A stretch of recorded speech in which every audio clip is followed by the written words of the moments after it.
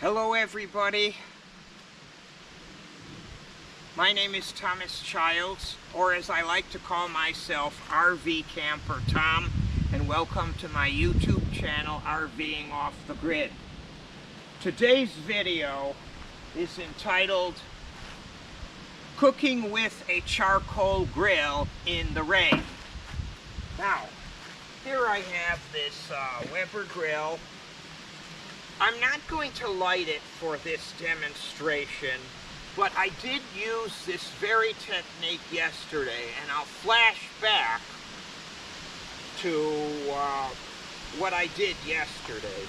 Now, if we take a look around, where could we put a charcoal grill in the rain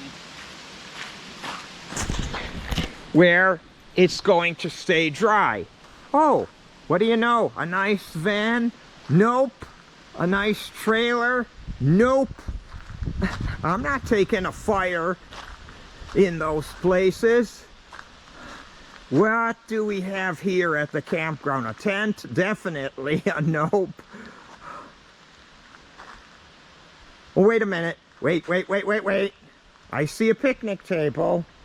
I see camping is about creativity. It's about solving problems. So if you can start a fire in here and get the fire going, you need to cover that grill. And here's how you do it. If you've got a wooden picnic table, you basically put the grill under here and put a vinyl tablecloth over the picnic table to keep everything dry. But there is a problem with picnic tables, and see if you don't believe me that I said there was rain. Look at all this water. This is what I did yesterday.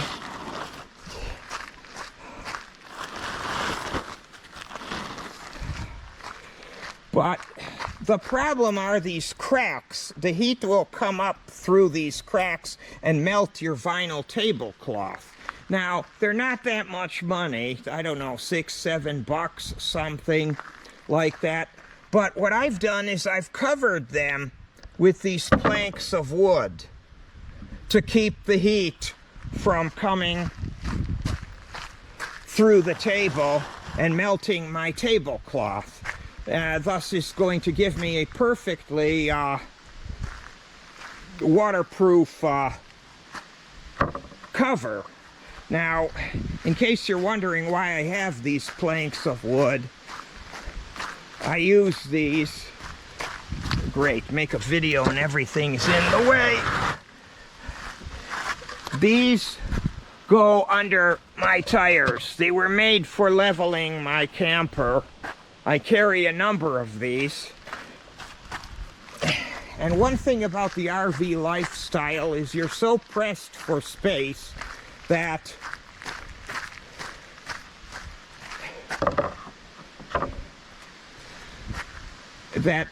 many times the things that you make or have multiple purposes. So I have a few extra of these, and I got the picnic table already. Now, if I make my fire, and I already have this fire going, what I'm going to have to do is actually move this grill, and that's a bit risky. That's why, for the purposes of this video, the grill is not hot. There's no fire in it. But in reality, please be very careful if you do this. Okay, now I'm going to show you. You should have a rag or a pot holder in both hands when you do this. You don't believe me? Look at the rain. It's one of my socks.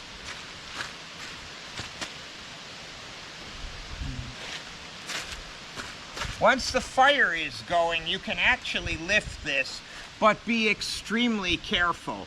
It's hot, and I did this yesterday, so having rags, and particularly wet rags, can help protect your hands, but these feet tend not to be hot at all. or maybe only lukewarm, but use rags. And when you got the fire going, this is what you do with it.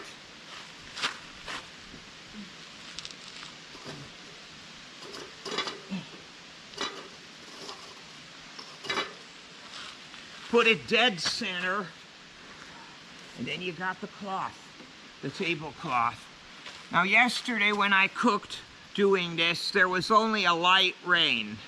But the rain did come. The sky was threatening, and I set up everything in order to be able to cook this way. But I have cooked even in rather heavy rain using this method. And believe it or not, the grill just keeps going and going. Now, with these grills, you usually put a cover on too, and that helps to control the ricocheting rain.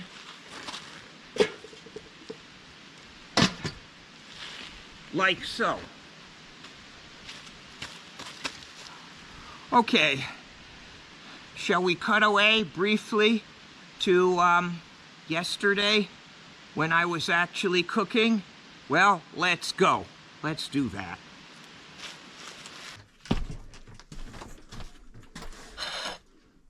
Okay.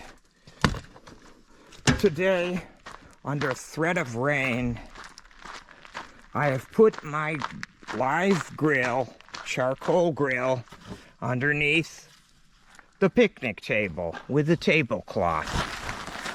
And this is in case it rains.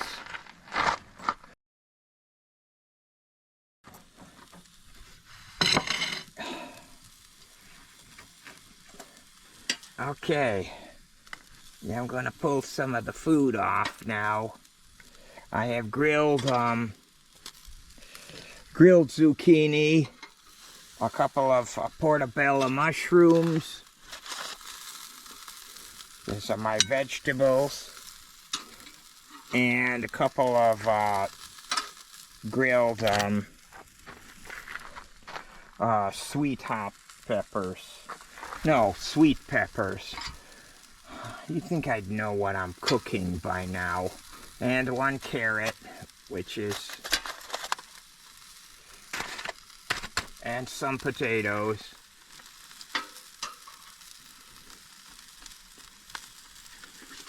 I think I'm going to leave the salmon on just a little bit longer. But right now I have my food. So, anyway... I'm taking it indoors because we're having a light sprinkle now. And that's about that. So let's see what we got here.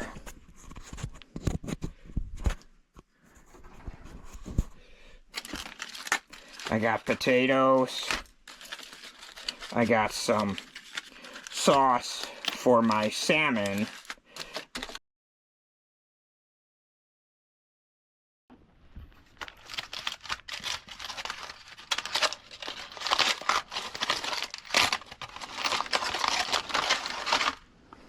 The stuff up.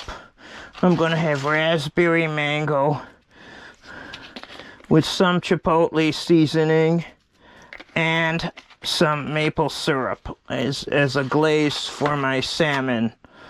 How or why I thought that up, I have no clue. Maybe you find it disgusting, but I'm gonna eat it. Now I have cooked potatoes, which I'm going to serve with sour cream.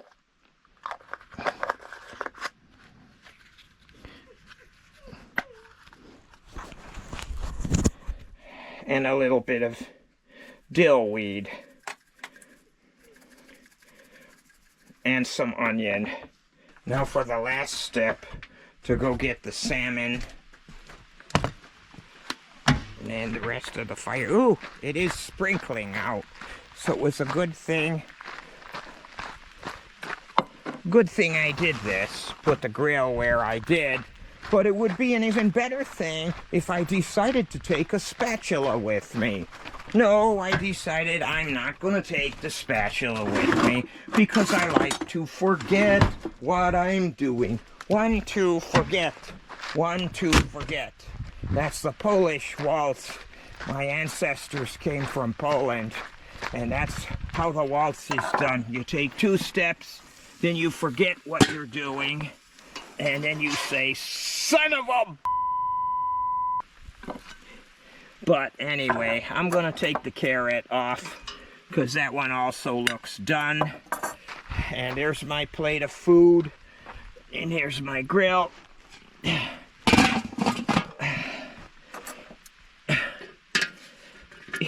Anybody you should stop in and I'll probably fix you a meal. But I'll ask for some money because I did write a book and I lost $5,000 writing this RV book that nobody seems to want to buy. Anyway.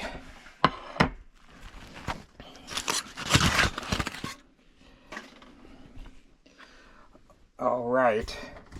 There's the glaze. I'm gonna have a couple of spoons, I think.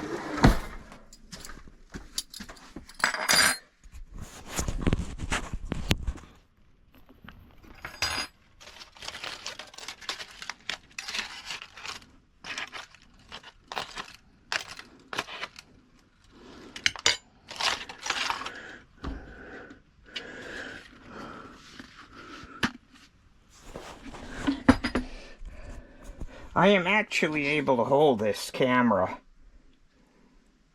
under my chin sometimes. That enables 2 hands, and sometimes I mount it on my forehead. But fortunately, when I do, the mount can come off pretty easily. But I'll tell you what I'm going to do. I'm going to eat now in private. So, this is a typical day in Tom's trailer. This is how Tom lives.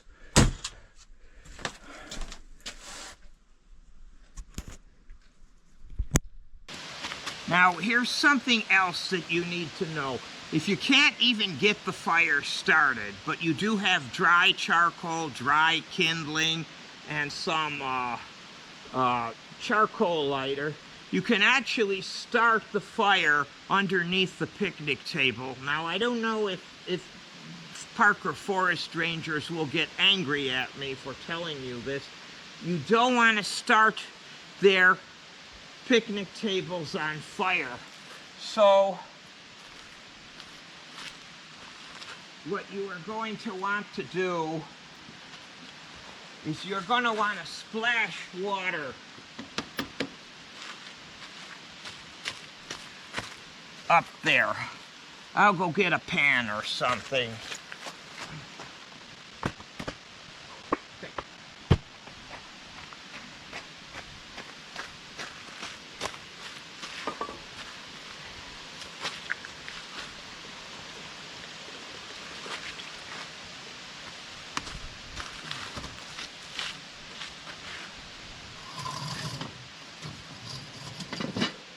Do this before you make the fire and move the grill there. What you do is you take the water and you splash the wood to get it wet so that there is absolutely 0 chance of you catching that wood on fire. When you start the fire, there'll probably be a lot of big flames. At least there are the way I start fires. So, fold your tablecloth over like this, and you should be all right. And who says you can't grill in the rain if you're out traveling in an RV? Oh, say hello to my dog, Dot. She thinks that she owns this whole shebang.